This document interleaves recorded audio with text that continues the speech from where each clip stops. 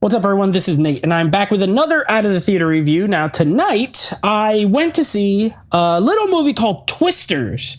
This is, of course, a sequel, reboot, I don't know what, but I'm going to give you my best interpretation of it as I go through the review. Of course, spoiler free, but I might just go into like a detail here or there. It's not going to ruin the movie, I swear. No spoilers here. I'll just give you my 2 cents on this. But before I do, if you would please consider subscribing to the channel if you're not already and hitting that bell icon, that way you get notified every time new videos drop. Also, if you could leave me a thumbs up down below. If you like these Out of the Theater reviews and you want me to keep doing them, leave me a thumbs up and leave me a comment as well. Did you see this? Did you like it? Did you not see it? Do you hate it? Do you not want to see it? Are you not interested? Do you hate Twister? Let me know. Brief backstory. I love Twister, the original Twister. I rewatched it today, got the new 4K, popped it in.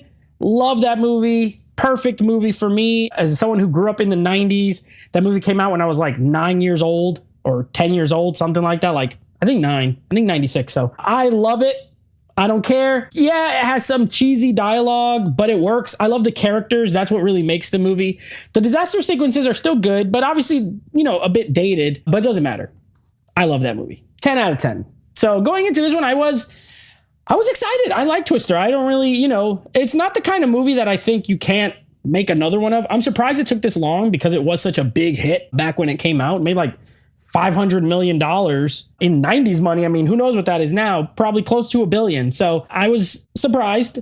Now, this has a lot of talent involved. Behind the camera, you have Lee Isaac Chung directing. He directed Minari, which was like an Oscar-nominated film, a drama about like immigrants and farming and stuff, but still has that heartland feel to it, like it's set in that kind of place. So he knows how to photograph the area, but also did some Mandalorian episodes, which probably helped him with the kind of the bigger scale of this, as opposed to like a movie like Minari. Joseph Kosinski has a story credit here. So of course, Top Gun Maverick and Tron Legacy and that new F1 movie that's coming out. I like Joseph Kosinski. I think he's a good director. He was involved in it. Spielberg executive producing. I was looking forward to it. Let me tell you how this ties. This is about it. This is how it ties to the original Twister, okay? No returning characters.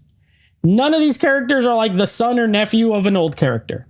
Literally, the only tie to the original film is the Dorothy weather system tracking thing that they used in that movie. In this movie, these college students are experimenting with the weather and stuff, and they have a Dorothy 4. That's Dorothy 4.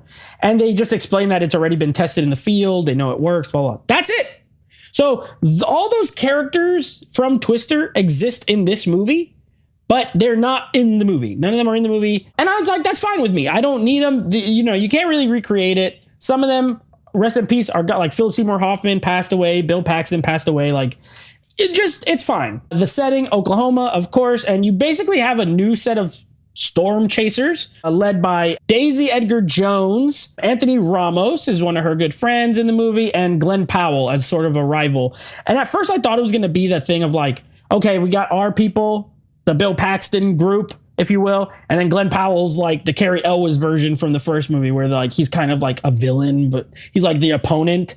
But as the movie goes on, it does surprise me. It's a little bit different than that. I was a little surprised. I liked it though. I liked the change and that it wasn't super obvious.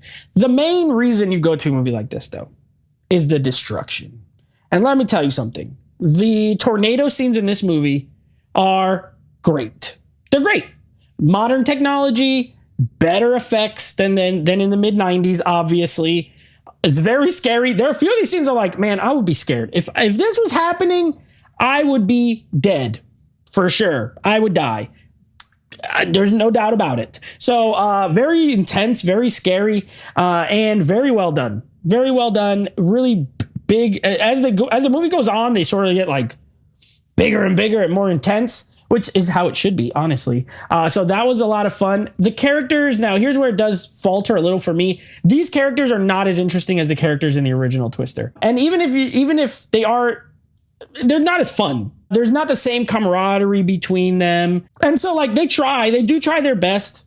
No fault of the actors. I think all the performances are fine. But I just didn't care as much. I did like the lead. I like Daisy Edgar Jones, and I did like Glenn Powell. I know they had good chemistry, and I like their storyline, but it's no like Joe and Bill. It's no Joe and Bill for me. So this is a worthy legacy sequel, if you will, a movie that's coming, much later than the original. Is it as good as Twister? No, not to me. I can see younger people liking this a lot more because I know some younger people think the old one's very dated and whatever. For me, I will take the original Twister any day of the week. But this was fun.